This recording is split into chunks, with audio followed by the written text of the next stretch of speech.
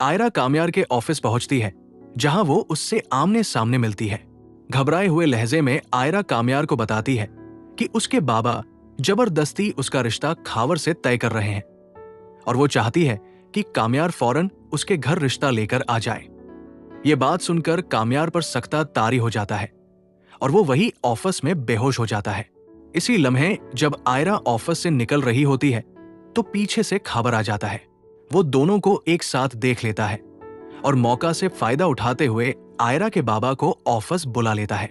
खाबर सबके सामने ये दावी करता है कि आयरा और कामयार के दरमियान ताल्लुक है और कहता है कि अगर उसने आयरा से रिश्ता मांगा है तो वो सिर्फ उसी की हो सकती है, किसी और की नहीं।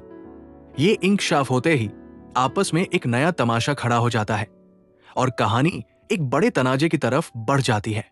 अगर आप चाहे तो मैं उसी 20 लाइन को मजीद शारप सनसनीखेज या डायलॉग ही भी बना दूं, जैसा कि टीवी ड्रामों की स्टेजिंग में होता है। ऑफिस में हंगामे के बाद आयरा के वालिद गुस्से में उसका हाथ पकड़कर जबरदस्ती घर ले जाते हैं। रास्ते भर वो आयरा को सख्त अल्फाज में ताने देते रहते हैं। घर पहुंचकर वो ऐलान करते हैं कि आज के बाद तुम्हारा यूनिवर्सिटी जाना बंद, क्योंकि तुमने जो हरकत की है वो हमारे पूरे खानदान में कभी नहीं हुई। ये सुनकर आयरा फुट-फुट कर रोने लगती है। वो रोते हुए कहती है कि उसने कोई गलत काम नहीं किया, उसका कसूर सिर्फ इतना है कि वो सच बोल रही है और मोहब्बत करती है। आयरा तो टोक अल्फाज में कहती है, अगर मेरी शादी होगी तो सिर्फ कामयार से होगी, उसके अलावा मैं किसी और के साथ शादी नहीं करूंगी। आयरा की ये बात सुनकर उसके वालिद का गुस्सा और भी बढ़ जाता है और घर का माहौल मजीद कशीदा हो जाता है। ये लम्हा कहानी को एक नए और खतरनाक मोड़ की तरफ ले जाता है। अगर आप चाहे तो मैं उसमें शदीद डायलॉग्स, मां का किरदार या खाबर की मजीद साजिश भी ऐड कर सकता हूं, ताकि सीन और ज्यादा पावरफुल हो जाए। आयरा की बातों और आंसुओं का उसके वालिद पर कोई असर नहीं होता।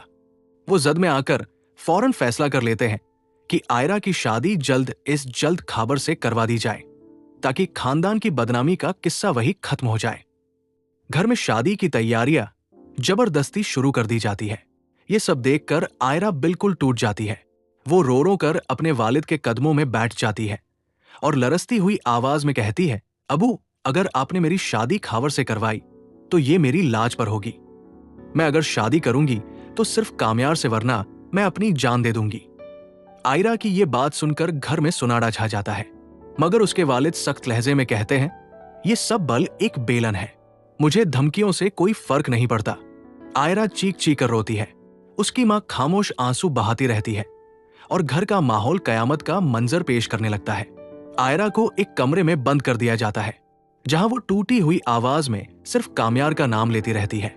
ये लम्हा कहानी को एक इंतहाई खतरनाक मोड़ पर ले आता है, जहां अब हर फैसला किसी बड़े सानी की तरफ बढ़ता नजर आता है। घर में जबरदस्ती शादी की तैयारियां मुकम्मल हो चुकी होती है। आयरा की आंखों के आंसू सूख चुके होते हैं, मगर दिल में तूफान बरपा होता है। वो सफेद जोड़े में मलबूस एक जिंदा लाश की तरफ बैठी होती है। दूसरी तरफ खावर और खुश दिखाई देने की नाकाम कोशिश कर रहा होता है, मगर उसके चेहरे पर भी एक अजीब सा तनाव साफ नजर आता है। शादी का दिन आ जाता है। हाल लोगों से भरा होता है। रस्में जारी होती है। ढोल की आवाजें फजा में गूंज रही होती है, मगर आयरा के लिए ये सब किसी अजाब से कम नहीं होता। मौलवी साहब निकाह की तैयारी करवाते हैं। खाबर और आयरा को स्टेज पर बैठाया जाता है। आयरा की नजरें बार बार दरवाजे की तरफ उठती है, जैसे किसी माजे की मंजर हो। उसी लम्ह हाल का दरवाजा जोर से खुलता है। सबकी नजरें एक ही समत उठ जाती है। कामयार अंदर दाखिल होता है। उसके चेहरे पर शदीद परेशानी, आंखों में गुस्सा और बेबसी साफ झलक रही होती है। वो ये मंजर देखकर अंदर से टूट जाता है। उसकी मोहब्बत को उसके सामने किसी और के साथ बैठाया जा चुका होता है। कामयार आहिस्ता आहिस्ता स्टेज की तरफ बढ़ता है। उसके हाथ में एक गुन होती है। हाल में चीखों पुकार मच जाती है। लोग खौफ से पीछे हटने लगते हैं। आयरा की आंखें हैरत और खौफ से फैल जाती है। वो रोते हुए कामयार का नाम लेती है।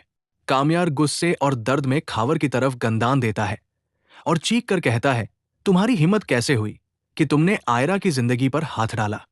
तुम जानते हो ये किसकी मोहब्बत है? खावर घबरा जाता है। उसके कदम लड़खड़ाने लगते हैं।